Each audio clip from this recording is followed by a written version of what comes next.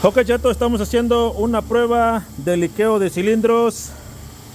Les pregunto aquí a las personas que van iniciando en esto.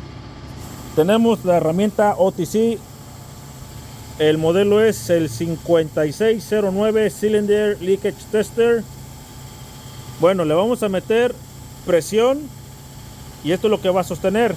Si yo meto aquí 50, se tiene que reflejar acá 50 o aproximadamente 50.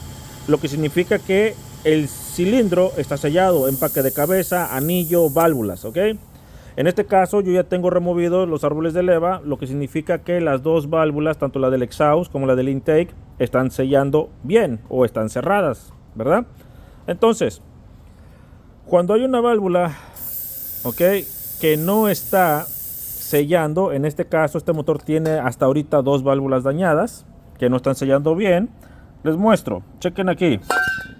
¿Cuánta presión le echo? Métele 50 libras de terror. No, ahí está. Miren, señores, como cuando su jefita les está cocinando la sopita. Ahí está. 20. ¿Ok? Este motor es el 4.0 de la Ford, ya saben. La escoria de Ford. Este motor no sirve, ya que tenemos tanto en este cilindro, tanto en este otro cilindro, válvulas de intake picadas que no están asentando bien. Y pues, así de rapidito, señores, cuando compren un motor de yonke, al menos háganle una prueba similar a esta para saber si su motor está en buen estado y lo puedan ustedes, pues, ahora sí que montar con toda seguridad. ¿Ok? Así que, ahí están, muchachos.